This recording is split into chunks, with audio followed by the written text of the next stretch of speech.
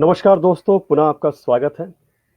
जैसा कि आप सभी जानते हैं कि हिंदी शिक्षण मंच, हिंदी की हिंदी है जिंदगी एवं समाज्ञा विश्व यात्रा टाइम्स, हम सभी मिलकर विद्यार्थियों के लिए, खास करके आईएससी के विद्यार्थियों के लिए एक कड़ी की शुरुआत किए थे।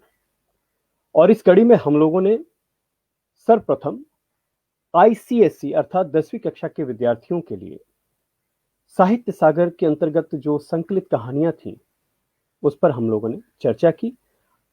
साथ में हमने सुना डॉक्टर मंजरी शुक्ला।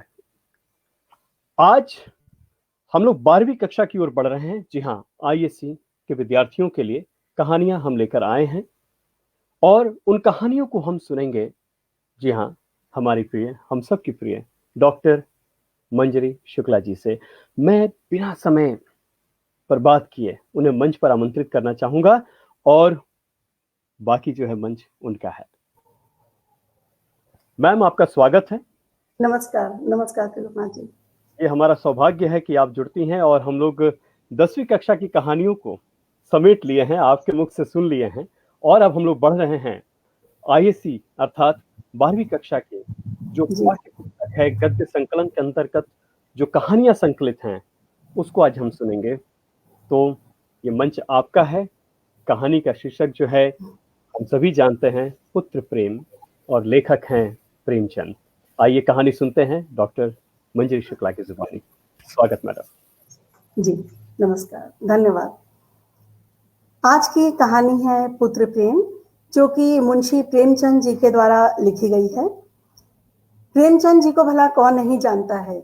हिंदी के कथा एवं उपन्यास सम्राट श्री प्रेमचंद जी का जन्म उत्तर प्रदेश के वाराणसी के निकट लम्ही ग्राम में 31 जुलाई सन 1880 को हुआ था। इनका वास्तविक नाम धनपत राय था। ये उर्दू में नवाब राय के उपनाम से कहानियां लिखा करते थे। हिंदी में लेखन के लिए इन्होंने प्रेमचंद नाम का उपयोग किया। प्रेमचंद बहुमुखी प्रतिभा के धनी थे। ये उपन्यासकार, कहानीकार, संपादक तथा निबंध लेखक के रूप में प्रतिष्ठित हुए।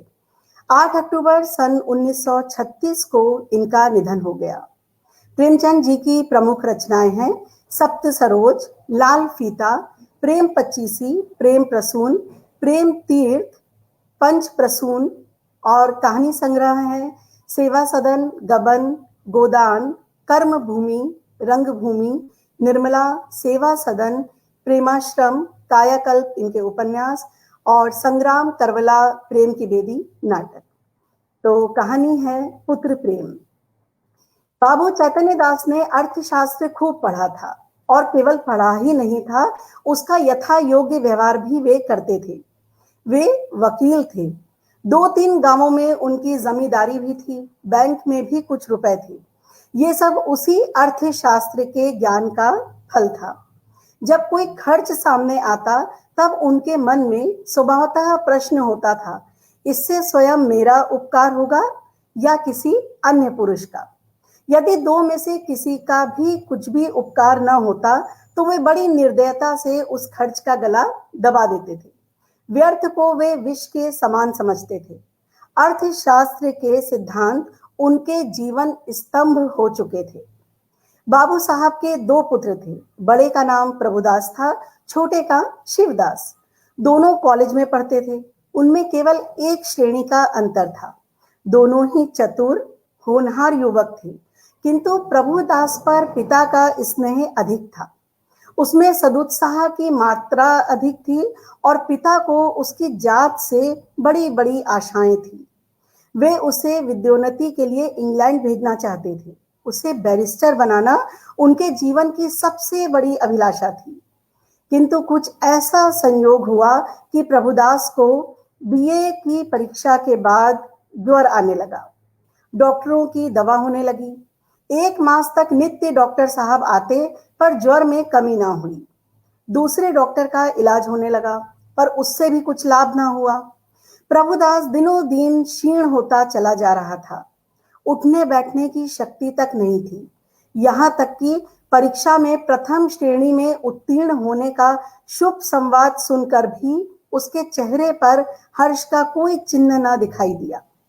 वह सदैव गहरी चिंता में डूबा रहता था। उसे अपना जीवन बोझ सा जान पड़ता था। एक रोज चैतन्य दास ने डॉक्टर साहब से पूछा, ये क्या बात है कि 2 महीने हो गए और अभी तक दवा का कोई असर नहीं हुआ। डॉक्टर साहब ने संदेहजनक उत्तर दिया, मैं आपको संशय में नहीं डालना चाहता, मेरा अनुमान है कि ये ट्यूबरक्लोसिस है। चैतन्य दास ने व्यग्र होकर कहा, तपेदिक? डॉक्टर, जी हाँ, उसके सभी लक्षण दिखाई पड़ते हैं। चैतन्य दास ने अविश्वास के भाव से कहा, मानो उन्हें कोई विस्मयकारी बात उन्होंने सुन ली हो। उन्होंने कहा, तपेदिक हो गया? डॉक्टर ने खेद प्रकट करते हुए कहा, यह रोग बहुत ही गुप्त रीति से शरीर में प्रवेश करता है। चैतन्य दास, मेरे खानदान में तो ये रोग किसी को ना था। डॉक्टर, संभव है मित्रों से इसके जर्म्स यानी कीटाणु मिले हों। चैतन्य दास कई मिनट तक सोचने के बाद बोले, अब क्या करना चाहिए? डॉक्टर, दवा करते रहिए, अभी फेफड़ों तक असर नहीं हुआ है, इनके अच्छे होने की आशा है। चैतन्य दास, आपके विचार में कब तक दवा का असर होगा? डॉक्टर, निश्चय पूर्वक नहीं कह सकता, लेकिन 3-4 महीने में ये स्वस्थ हो जाएंगे। जाड़ों में इस रोग का जोर कम हो जाया करता है। चैतन्य दास, अच्छे हो जाने पर ये पढ़ने में परिश्रम कर सकेंगे? डॉक्टर, मानसिक परिश्रम के योग्य तो ये शायद ही हो सके। चैतन्य दास, किसी सैनिटोरियम यानी पहाड़ी स्वास्थ्यालय में भेज दूं तो कैसा हो? डॉक्टर, बहुत ही उत्तम। चैतन्य दास, तब ये पूर्ण रीति से स्वस्थ हो जाएंगे? डॉक्टर, हो सकते हैं, लेकिन इस रोग को दबा रखने के लिए इनका मानसिक परिश्रम से बचना ही अच्छा है। चैतन्य दास नैराश्य भाव से बोले, तब तो इनका जीवन ही नष्ट हो गया। गर्मी बीत गई, बरसात के दिन आए। प्रभुदास की दशा दिनों दिन बिगड़ती गई। वह पड़े पड़े बहुधा इस रोग पर की गई बड़े बड़े डॉक्टरों की व्याख्याएं पढ़ा करता रहा। उनके अनुभवों से अपनी अवस्था की तुलना किया करता। पहले कुछ दिनों तक तो वह अस्थिर चित्त सा हो गया था। 2-4 दिन भी दशा संभली रहती तो पुस्तकें देखने लगता और विलायत यात्रा की चर्चा करता। 2-4 दिन भी ज्वर का प्रकोप बढ़ जाता तो जीवन से निराश हो जाता। किंतु कई मास के पश्चात जब उसे विश्वास हो गया कि इस रोग से मुक्त होना कठिन है, तब उसने जीवन की भी चिंता छोड़ दी। पथ्य का विचार न करता, घर वालों की निगाह बचाकर औषधियां जमीन पर गिरा देता। मित्रों के साथ बैठकर जी बहलाता। यदि कोई उससे स्वास्थ्य के विषय में कुछ पूछता तो चिढ़कर मुंह मोड़ लेता। उसके भावों में एक शांतिमय उदासीनता सी आ गई थी और बातों में एक दार्शनिक मर्मज्ञता पाई जाती थी। वह लोक रीति और सामाजिक प्रथाओं पर बड़ी निर्भीकता से आलोचनाएं किया करता। यद्यपि बाबू चैतन्य दास के मन में रह रहकर शंका उठा करती थी कि जब परिणाम विदित ही है, तब इस प्रकार धन का अपव्यय करने से क्या लाभ। तथापि वे कुछ तो पुत्र प्रेम और कुछ लोक मत के भय से धैर्य के साथ दवा दर्पण करते जाते थे। जाड़े का मौसम था। चैतन्य दास पुत्र के सिरहाने बैठे हुए डॉक्टर साहब की ओर प्रश्नात्मक दृष्टि से देख रहे थे। जब डॉक्टर साहब टेम्परेचर लेकर थर्मामीटर लगाकर कुर्सी पर बैठे, तब चैतन्य दास ने पूछा, अब तो जाड़ा आ गया, आपको कुछ अंतर मालूम होता है? डॉक्टर, बिल्कुल नहीं, बल्कि रोग और भी दुस्साध्य होता जा रहा है। चैतन्य दास ने कठोर स्वर में पूछा, तब आप लोग क्यों मुझे इस भ्रम में डाले हुए हैं कि जाड़े में ये अच्छे हो जाएंगे? इस प्रकार दूसरों की सरलता का उपयोग करना अपना मतलब साधने का साधन हो तो इसे सज्जनता कदापि नहीं कह सकते। डॉक्टर ने नम्रता से कहा, ऐसी दशाओं में हम केवल अनुमान कर सकते हैं और अनुमान सदैव सत्य नहीं होते। आपको जेरबारी अवश्य हुई, पर मैं आपको विश्वास दिलाता हूं कि मेरी इच्छा आपको भ्रम में डालने की नहीं थी। शिवदास बड़े दिन की छुट्टियों में आया हुआ था। इसी समय वह कमरे में आ गया और डॉक्टर साहब से बोला, आप पिताजी की कठिनाइयों का स्वयं अनुमान लगा सकते हैं। अगर उनकी बात नागवार लगी तो उन्हें क्षमा कीजिएगा। चैतन्य दास ने छोटे पुत्र की ओर वात्सल्य की दृष्टि से देखकर कहा, तुम्हें यहाँ आने की क्या जरूरत थी? मैं तुमसे कितनी बार कह चुका हूं कि यहाँ मत आया करो, लेकिन तुमको सब्र ही नहीं होता। शिवदास ने लज्जित होकर कहा, मैं अभी चला जाता हूं, आप नाराज ना हो। मैं केवल डॉक्टर साहब से यह पूछना चाहता था कि भाई साहब के लिए अब क्या करना चाहिए। डॉक्टर साहब ने कहा, अब केवल एक ही साधन और है, इन्हें इटली के किसी सैनिटोरियम में भेज देना चाहिए। चैतन्य दास ने सजग होकर पूछा, कितना खर्च होगा? ज्यादा से ज्यादा 3,000, साल भर रहना होगा। निश्चय है कि वहां से अच्छे होकर आवेंगे? जी नहीं, ये तो एक भयंकर रोग है। साधारण बीमारियों में भी कोई बात निश्चय रूप से नहीं कही जा सकती। इतना खर्च करने पर भी वहां से ज्यों के त्यों लौट आए तो ईश्वर की इच्छा। आपको यह तस्कीन हो जाएगी कि इनके लिए मैं जो कुछ कर सकता था कर दिया। आधी रात तक घर में प्रभुदास को इटली भेजने के प्रस्ताव पर वाद विवाद होता रहा। चैतन्य दास का कथन था कि एक संदिग्ध फल के लिए 3,000 का खर्च उठाना बुद्धिमत्ता के प्रतिकूल है। शिवदास भी उनसे सहमत था, किंतु उसकी माता इस प्रस्ताव का बड़ी दृढ़ता के साथ विरोध कर रही थी। अंत में माता की धिक्कारों का यह फल हुआ कि शिवदास लज्जित होकर उसके पक्ष में हो गया। बाबू साहब अकेले रह गए।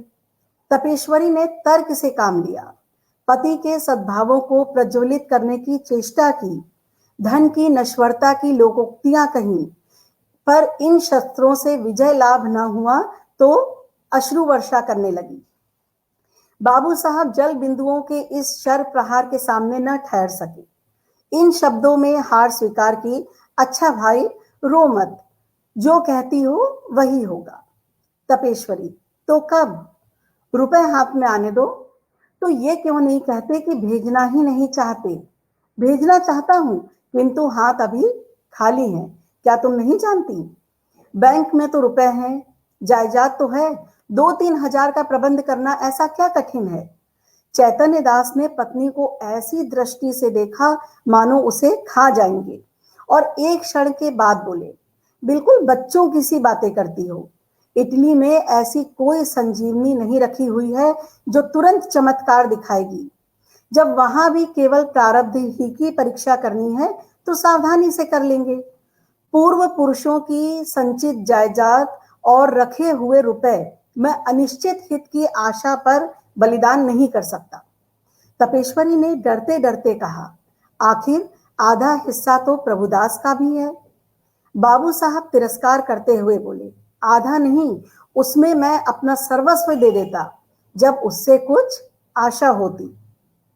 वह खानदान की मर्यादा और ऐश्वर्य बढ़ाता और इस लगाए हुए धन के फलस्वरूप कुछ करके दिखाता। मैं केवल भावुकता के फेर में पड़कर धन का ह्रास नहीं कर सकता। तपेश्वरी अवाक रह गई, जीत कर भी उसकी हार हुई। इस प्रस्ताव के 6 महीने बाद शिवदास बीए पास हो गया। बाबू चैतन्य दास ने अपनी जमींदारी के 2 आने बंधक रखकर कानून पढ़ने के निमित्त उसे इंग्लैंड भेजा। उसे बंबई तक खुद पहुंचाने गए।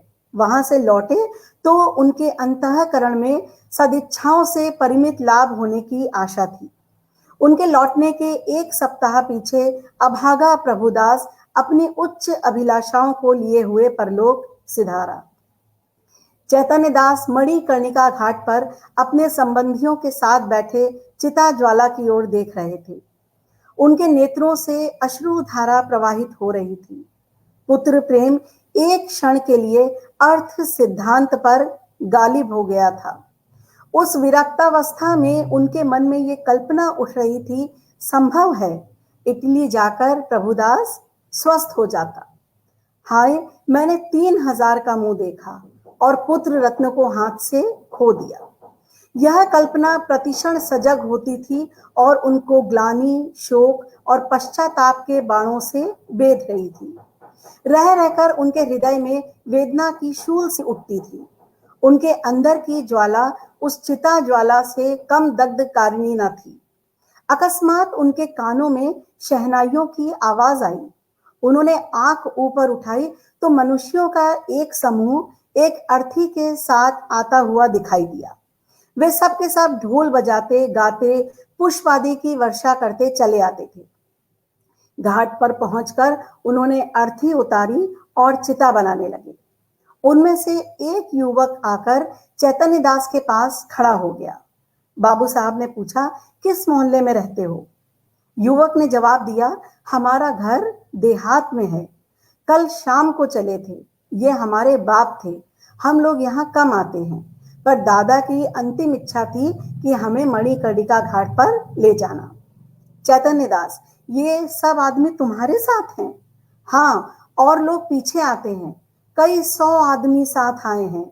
यहाँ तक आने में सैकड़ों उठ गए, पर सोचता हूं कि बूढ़े पिता की मुक्ति तो बन गई, धन और है ही किस लिए। चैतन्य दास, उन्हें क्या बीमारी थी? युवक ने बड़ी सरलता से कहा, मानो वह अपने किसी निजी संबंधी से बात कर रहा हो। बीमारी का किसी को कुछ पता नहीं चला। हरदम ज्वर चढ़ा रहता था। सूखकर कांटा हो गए थे। 3 वर्ष तक खाट में पड़े रहे। जिसने जहां बताया लेकर गए। चित्रकूट, हरिद्वार, प्रयाग सभी स्थानों में ले लेकर घूमे। वैद्यों ने जो कुछ कहा उसमें कोई कसर ना करी। इतने में युवक का एक और साथी आ गया और बोला, साहब, मुंह देखी बात नहीं, नारायण लड़का दे तो ऐसा ही दे। इसने रुपयों को ठीकरा समझा। घर की सारी पूंजी पिता की दवा दारू में स्वाहा कर दी। थोड़ी सी जमीन तक बेच दी, पर काल बलि के सामने आदमी का क्या बस है। युवक ने गदगद स्वर में कहा, भैया, रुपए पैसे तो हाथ का मैल है। कहाँ आता है कहाँ जाता है, मनुष्य नहीं मिलता। जिंदगानी है तो कमा खाऊंगा, पर मन में ये लालसा तो नहीं रह गई कि हाय, ये नहीं किया, उस वैद्य के पास नहीं गया, नहीं तो शायद बच जाते। हम तो कहते हैं कि कोई हमारा सारा घर द्वार लिखा ले, केवल दादा को एक बोल बुला दे। इसी माया मोह का नाम जिंदगानी है, नहीं तो इसमें क्या रखा है। धन से प्यारी जान, जान से प्यारा ईमान। बाबू साहब, आपसे सच कहता हूं, अगर दादा के लिए अपने बस की कोई बात उठा रखता तो आज रोते न बनता। अपने ही चित्त को अपने को धिक्कारता। नहीं तो मुझे इस घड़ी ऐसा जान पड़ता कि मेरा उद्धार एक भारी ऋण से हो गया। उनकी आत्मा सुख और शांति से रहेगी तो मेरा सब तरह से कल्याण ही होगा। बाबू चैतन्य दास सिर झुकाए ये बातें सुन रहे थे। एक एक शब्द उनके हृदय में शर के समान चुभता था। इस उदारता के प्रकाश में उन्हें अपनी हृदयहीनता, अपनी आत्मशून्यता, अपनी भौतिकता अत्यंत भयंकर दिखाई देती थी। उनके चित्त पर इस घटना का कितना प्रभाव पड़ा, यह इसी से अनुमान किया जा सकता है कि प्रभु दास के अंत्येष्टि संस्कार में उन्होंने हजारों रुपए खर्च कर डाले। उनके संतप्त हृदय की शांति के लिए अब एकमात्र यही उपाय रह गया था। ये थी मुंशी प्रेमचंद जी की कहानी पुत्र प्रेम। बहुत बेहतरीन प्रस्तुति मैडम। और पुत्र प्रेम निश्चित तौर पे एक ऐसी कहानी है प्रेमचंद जी की जिसे पढ़ने के बाद नश्वरता की सही माने में वो भान जो होने लगता है, ज्ञान होने लगता है कि मनुष्य की जिंदगी बहुत महत्वपूर्ण है। इसी पर और जानना चाहेंगे आपसे, इस कहानी के उद्देश्य की ओर बढ़ना चाहेंगे और आपसे जानना चाहेंगे। मैम, स्वागत। जी, जैसा इस कहानी में हम देखते हैं कि हमारे यहाँ ये हमेशा से कहा गया है कि जो भारतीय परिवार होते हैं उनमें हमेशा परिवार के सदस्य एक दूसरे के सुख दुख का ध्यान रखते हैं और कई बार अपनी इच्छाओं को दबा देते हैं ताकि हमारे घर के जो और सदस्य हैं वो उनकी मनोकामना पूर्ण हो सके, वे आगे बढ़ सकें। पर इस कहानी में हम एक पिता की हृदयहीनता को देखते हैं और ये देखते हैं कि पैसे बचाने के लिए कि कहीं अगर उनका पुत्र ठीक नहीं हुआ तो उनके वो पैसे डूब जाएंगे, इस कारण उसकी चिकित्सा कराने के लिए उसे इटली भेजने को नहीं तैयार होते हैं, जबकि उनके पास पर्याप्त पैसा था। जी, बिल्कुल, तो बिल्कुल। अगर परिवार में एक भी व्यक्ति इस तरह का होता है जो पैसा बचाना चाहता है या जिसके मन के अंदर लालच होता है, तो पूरा परिवार बिखरने में समय नहीं लगता। बिल्कुल। जी हाँ, क्योंकि पैसा तो पैसा है, परंतु संबंध उससे बड़ा होता है और उसके लिए सब कुछ न्यौछावर कर देना पड़े, तो मनुष्य को आगे रहें। शायद इसी को मनुष्यता भी कहते हैं। आज पूरा विश्व जो है लगा हुआ है, देखिएगा अभी जो है कोरोना काल है और इस काल में सभी लगे हुए हैं, इसको पूरे समाज को निकालने की कोशिश में लगे हुए हैं सभी। तो ये कहीं न कहीं देखने से लगता है कि चलिए अभी भी जो है वो प्रेमचंद की जो हृदय है, आज भी विद्यमान है लोगों में और ये कहानी सचमुच सार्थक है आज के युग के लिए और हर युग के लिए, क्योंकि प्रेमचंद कालजयी रचनाकार हैं, उनकी रचनाएँ कालजयी हैं और उसमें जो डूबता है, डूबता चला जाता है और कुछ सीख कर आता है। बहुत-बहुत धन्यवाद मैडम। मुझे विश्वास है कि ये 12वीं कक्षा की जो हम लोगों ने शुरुआत की है, बच्चे काफ़ी लाभान्वित होंगे। बच्चों ने काफ़ी कुछ कहा है कि जल्द से जल्द हमारे शुरू करें। वहाँ सीबीएसई से भी काफ़ी फ़ोन आ रहे हैं, कॉल्स आ रहे हैं कि हमारे लिए भी अब जल्द से जल्द शुरू किया जाए, परीक्षाएँ सामने हैं।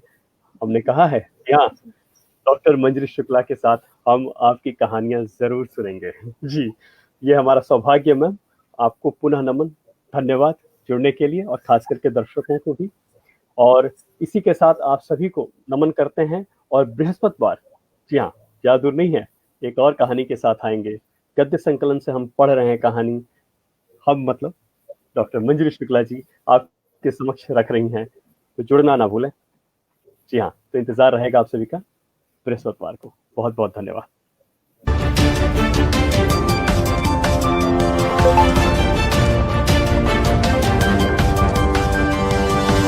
Audio